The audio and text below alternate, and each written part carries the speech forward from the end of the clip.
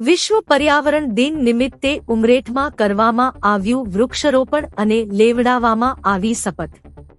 ઉમરેઠમાં Lions club of Umreth અને તાલુકા range forest અધિકારી શ્રી દ્વારા બ્રહ્મકુમારીઝ સેન્ટરના પીસ પાર્ક ખાતે 10 છોડનું રોપણ કરવામાં આવ્યું. બ્રહ્મકુમારીઝના બહેનોએ આ 10 રોપાને જતન કરી ઉછેરવાની જવાબદારી સ્વયંભૂ રીતે લીધી છે. લાયન્સ ક્લબ દ્વારા જણાવવામાં આવ્યું કે હાલ ઉનાળાનો તાપ છે, માટે વધુ છોડવા રોપવા હિતાવહ નથી, પણ જેમ વરસાદની ઋતુ શરૂ થશે ત્યારે જતન થઈ શકે તેવી જગ્યાએ વૃક્ષારોપણ કરવામાં આવશે. બ્રહ્મકુમારીઝના બહેનો દ્વારા વૃક્ષ પર્યાવરણના જતન માટે જાહેરમાં સૌને શપથ લેવડાવવામાં આવ્યા. નમસ્કાર, સ્વાગત છે પીએનજી ન્યૂઝમાં. હું ધનંજય શુક્લા અને આજે પર્યાવરણ દિવસ છે અને આજે બ્રહ્મકુમારી સેન્ટરમાં વિશ્વ પર્યાવરણ દિવસ ઉપર વૃક્ષારોપણનો કાર્યક્રમ થઈ રહ્યો છે. સાથે લાયન્સ ક્લબ ઓફ ઉમરેઠ અને ઉમરેઠના ફોરેસ્ટ અધિકારી શ્રી છે. તો આવો બેન સાથે જ જાણીએ કે આજનો વૃક્ષારોપણનો કાર્યક્રમમાં મુખ્ય શું કરવું જોઈએ અને શું એક ઇશારો કરવા માંગે છે સમાજને આ બધું. ઓમ શાંતિ બેન. ઓમ શાંતિ. આજનો જે આ કાર્યક્રમ રાખ્યો છે આપણે વિશ્વ પર્યાવરણ દિવસ પર વૃક્ષારોપણનો, તે વિશે જણાવજો બેન. સૌપ્રથમ તો વિશેષ આજના દિવસની દિલથી અભિનંદન આપું છું અને અમને ખુશી છે કે આજે વિશેષ ફોરેસ્ટ ખાતામાંથી અને લાયન્સ ક્લબમાંથી જ્યારે સૌ પધારે છે ત્યારે આપણે કરી દઈએ કે બ્રહ્મકુમારી વિશ્વવિદ્યાલય એવું માને છે કે પર્યાવરણ જ જીવન છે અને જીવન જ પર્યાવરણ છે. જો પર્યાવરણને આપણે સાચવીશું તો માનવ જીવનને અને આજના બાળકોને, આપણા વૃદ્ધોને, સૌને અનેક બીમારીઓમાંથી બચાવી શકીશું. કોરોના કાળમાં આપણે જોઈ જ લીધું છે, અનુભવ કરી જ લીધો છે. માટે આપણે એક પછી સ્કૂલ, કોલેજ, ઓર્ગેનાઇઝેશન, ધાર્મિક સંસ્થાઓ અને વિશેષ બ્રહ્મકુમારી વિશ્વવિદ્યાલય અનેક વૃક્ષ વાવીને આ પીસ પાર્કને એવો સુંદર બનાવવો છે કે આ નગરને અને આ તાલુકા પ્લેસ પર એને સુંદર રીતે માવજત કરીએ.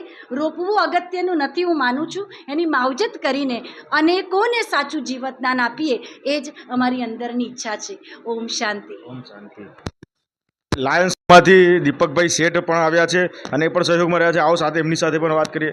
જી નમસ્કાર સાહેબ, જણાવો આ વૃક્ષારોપણનો કાર્યક્રમ જે બ્રહ્મકુમારીઝના પીસ પાર્કમાં કર્યો આજે, એની પાછળ મુખ્ય શું એક ઇશારો કરવા માગો છો અને શું કહેવા માગો છો સમાજને કે વૃક્ષારોપણ બાબતે કેવી રીતે આગળ વધવું જોઈએ લોકોએ? વૃક્ષારોપણ કરવું એ ખૂબ જ જરૂરી છે. અત્યારના સમયની અંદર ચાલુ દિવસોમાં જ આપણને ખબર છે કે ઉમરેઠ જેવા ગામની અંદર 47 ડિગ્રી ગરમી પડતી હોય એનું મૂળ કારણ છે વૃક્ષોનું જે નિકંદન થઈ રહ્યું છે. ઇવન સરકાર પણ જેટલા વૃક્ષો કાપી રહી છે રોડ મોટા કરવા માટે, એના પ્રમાણમાં વૃક્ષો ઉછેરે છે ખરા? જવાબ ના. અને એટલે જ વૃક્ષારોપણના કાર્યક્રમો ખૂબ જરૂરી છે અને આવા કાર્યક્રમો કરીશું તો આપણે પર્યાવરણની અંદર શુદ્ધતા લાવીશું અને ક્યાંક ને ક્યાંક આપણને ફાયદો થશે. એટલે વૃક્ષારોપણનો કાર્યક્રમ અમે આ હેતુસર કર્યો છે. આજે ફક્ત 5મી જૂન અને પર્યાવરણ દિવસ છે એટલે માત્ર શરૂઆત કરી છે, પણ જુલાઈ મહિનાની અંદર વરસાદ પડશે પછી અમે લાયન્સ ક્લબ, બ્રહ્મકુમારી સેન્ટર અને રેન્જ ફોરેસ્ટ ઓફિસ ઉમરેઠના સહયોગથી ઉમરેઠ તાલુકાની અંદર નાના ગામડે વૃક્ષારોપણનો કાર્યક્રમ અમે કરવા વિચારીએ છીએ. વરસાદમાં એટલા માટે કે જો જુલાઈમાં એટલા માટે કે જો વરસાદ પડે તો વૃક્ષો બરાબર વાવી શકે અને એવી જગ્યાએ અમે વૃક્ષારોપણ કરવા માગીએ છીએ કે જ્યાં રોપેલા વૃક્ષોનું જતન થઈ શકે. દાખલા તરીકે શાળા હોય, મંદિર હોય, સ્કૂલ હોય, કોલેજ હોય, એવી જગ્યાએ વૃક્ષારોપણ કરીશું તો જેથી વૃક્ષોનું જતન થાય અને આપણે પર્યાવરણને બચાવી શકીએ. સાહેબ, બીજી એક વાત હું કહેવા માગીશ કે લાયન્સ ક્લબ દ્વારા કે બ્રહ્મકુમારી સેન્ટર દ્વારા અને ફોરેસ્ટ અધિકારી શ્રી છે એમના દ્વારા જે વૃક્ષારોપણ આવી જગ્યાએ થઈ રહ્યું છે કે જ્યાં એનું જતન પણ થાય, પાણી પણ મળી રહે અને બધું મળી રહે. પણ માનો કે તમે કોઈ શાળામાં વૃક્ષારોપણ કરવાનું કહી રહ્યા છો, કોઈ બીજા સંસ્થાનમાં વૃક્ષારોપણ કરી રહ્યા છો, તો એવો પણ એક સંદેશ મોકલી શકાય ને કે લાયન્સ ક્લબ જો ના જાય, બ્રહ્મકુમારીઝના બહેનો ના જાય, પણ એ સંસ્થાવાળાએ, શાળાવાળાએ વ્યક્તિગત પોતાની જવાબદારી સ્વીકારીને ત્યાં વૃક્ષારોપણ કરે ને એનું જતન કરે. તમે કરો તો સારી વાત છે, પણ એ લોકોની પણ એક નૈતિક ફરજ તરીકે લોકોને અમે ત્યાં જ્યારે સ્કૂલો કોલેજ કે મંદિર કે પંચાયતમાં જઈશું ત્યારે વૃક્ષારોપણની સાથે સાથે ધારો કે શાળા હોય તો શાળાના મોટા મોટા વિદ્યાર્થીઓ શાળાના આચાર્યશ્રીને પણ અમે વિનંતી કરીશું. સાથે સાથે આ રોપેલા વૃક્ષોનું જતન કરવા માટે એમને પ્રતિજ્ઞા પણ લેવડાવીશું, જેથી એમનામાં નૈતિકતા ઉત્પન્ન થાય કે આ વૃક્ષોનું જતન કરવું એ મારી ફરજ છે.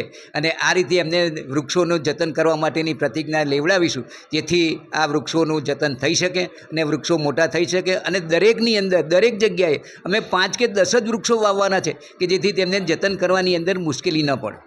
આભાર. અને આવો અહીંના ફોરેસ્ટ વિભાગના જે અધિકારી શ્રી છે પરમાર સાહેબ, એમની સાથે જાણીએ. નમસ્કાર પરમાર સાહેબ, આપ ફોરેસ્ટ ખાતામાં છો તો આપને સાથે તો શરૂથી અંત સુધી જોડેલો આ એક વિષય છે પર્યાવરણને વૃક્ષો. અને અત્યારે જે પરિસ્થિતિ થઈ રહી છે, વૃક્ષોનું નિકંદન થઈ રહ્યું છે અને નવા રોપાતા નથી, રોપાય છે તેનું જોઈએ એવું જતન થતું નથી, તો આપ શ્રી એમાં શું કહેવા માગશો? આજરોજ વિશ્વ પર્યાવરણ દિન નિમિત્તે બ્રહ્મકુમારી સેન્ટર ઉમરેઠ તથા લાયન્સ ક્લબ ઉમરેઠ સાથે મળી અમે વૃક્ષારોપણનો કાર્યક્રમ કર્યો છે. અને ભવિષ્યમાં પણ હવે ચોમાસું આવવાનું જ છે, તો એની સાથે સાથે અમે ભેગા મળી અને ઉમરેઠ તાલુકામાં ઘણી જગ્યાએ અલગ અલગ ગામો, સ્કૂલો વગેરેમાં આ પ્રકારના કાર્યક્રમો કરીશું અને લોકોમાં પર્યાવરણ અંગે જાગૃતિ અને એની જાળવણી માટેનો થોડોક અભિપ્રાય આવે એવું કોશિશ કરીશું. અસ્તુ.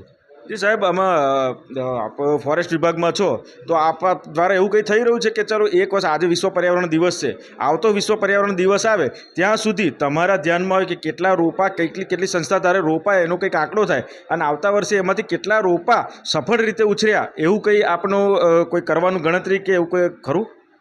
અમે આમ તો ગ્રામ પંચાયતોને અને સ્કૂલો જે અમારે ત્યાંથી રૂપા ફ્રી ઓફ કોસ્ટ અમે આપીએ છીએ, વિતરણ કરીએ છીએ દર વર્ષે, એટલે એ લઈ જાય છે અને ઘણા એમાંથી સારા રિઝલ્ટ આપણને મળે પણ છે. અને પંચાયતો પણ સારો એવો, દૂધ મંડળીઓ જે આપણી છે એ પણ સારા રૂપા ખેડૂતો ઉછેરી રહ્યા છે, એટલે એ તો અમને થોડો ખ્યાલ જ છે કે એ લોકો પણ સારું કરી રહ્યા છે અત્યારે.